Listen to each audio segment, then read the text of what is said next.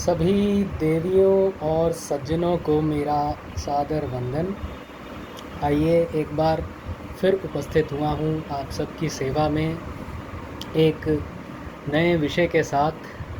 पीछे कुछ समय का काफ़ी गैप पड़ गया क्योंकि इस व्यस्तता भरी जीवन में हम कभी कभी काफ़ी व्यस्त हो जाते हैं।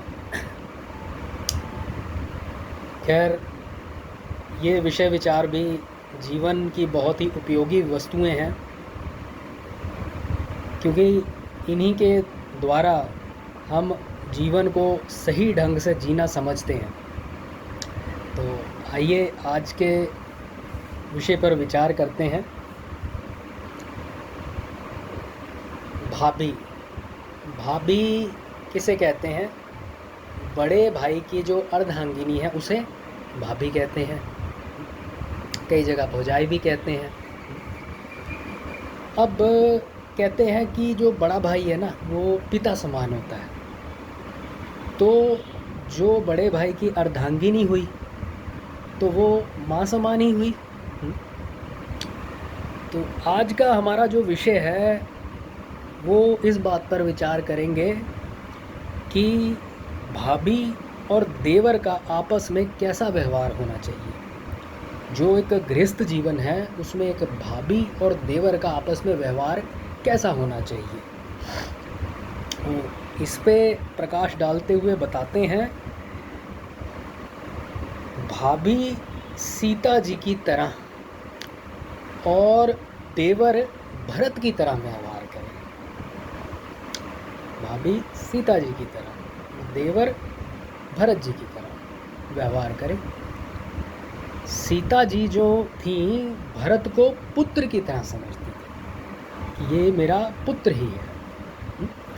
ऐसा माँ सीता का भाव था भरत जी के प्रति। कैकेयी ने बिना कारण श्री राम जी को वन में भेज दिया। माता कैकेयी ने बिना किसी कारण भगवान रामचंद्र जी को वन में भेज दिया, पर सीता जी ने कभी भी भरत पर दोषारोपण नहीं किया। पर कहीं भी सीता माता ने ना भरत जी को बुरा भला नहीं कहा। से आजकल के जीवन में होता है, भाभियाँ अक्सर कोई ना कोई देवरों को ताना मार देती हैं, है ना। ये जो कुप्रथा शुरू हुई ना, ये महाभारत काल से हुई थी, जब महारानी द्रौपदी से ये पहली बार पाप हुआ था। क्या पाप हुआ था, याद करें थोड़ा। जब दुर्योधन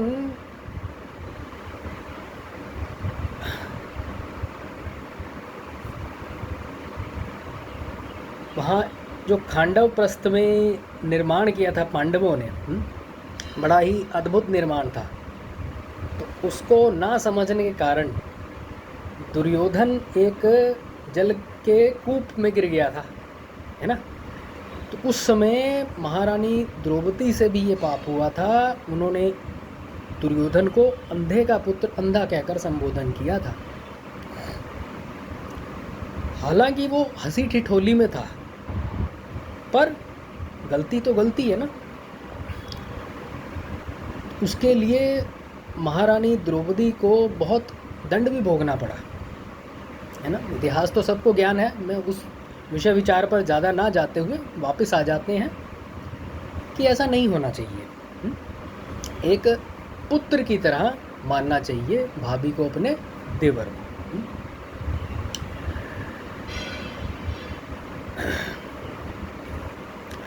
भरत का निरादर नहीं किया सीता माता ने। प्रत्युत चित्रकूट में जब भरत जी सीता जी की चरण रज को अपने सिर पर चढ़ाया, जब चित्रकूट में गए थे ना भरत जी, भगवान रामचंद्र जी के पीछे, को भरत जी को तो पता नहीं था, उनके पीछे से हुआ जो कुछ हुआ। तो तब सीता माता की चरण रज को अपने सिर पे चढ़ाया था भरत जी ने। तो उनका भी माता का भाव था ना उनके प्रति। तब सीता जी ने उन्हें आशीर्वाद ही दिया था, बुरा बुला नहीं कहा था, कोसा नहीं था कि तुम्हारी माँ ने तो ऐसे हमें बाहर निकाल दिया, ऐसा नहीं कहा। ऐसे ही भाभी को चाहिए कि देवर कितना ही निरादर, अब जैसे छोटा बच्चा है हमारा, कभी लात भी मारेगा, कई कुछ करेगा, ठीक है, जिद भी करेगा, तो क्या हम उसे फेंक देते हैं? नहीं ना, उसे और दुलार ही करते हैं ना। अपमान भी करता है बच्चा कई बार, ना समझ है, अबोध है वो बालक। पर वह अपना मातृभाव, पर जो माँ है ना वो अपना मातृभाव नहीं छोड़ देती, हितैषी भाव कभी ना छोड़े। ऐसे ही जो भाभी है वो अपना मातृभाव और हितैषी भाव देवर के प्रति कभी ना छोड़े। अगर देवर से कभी कोई अपराध बन भी जाए अज्ञानतावश, तो भाभी का ये कर्तव्य है कि वो अपना मातृभाव ना छोड़े। और देवर को चाहिए कि भौजाई का माँ की तरह आदर करे। और ये नहीं कि सारे कर्तव्य सिर्फ भाभी के ही हैं, देवर का भी ये कर्तव्य बनता है कि कम से कम जो सम्मान अपनी माँ को देता है वैसे ही अपनी भाभी का भी सम्मान करे।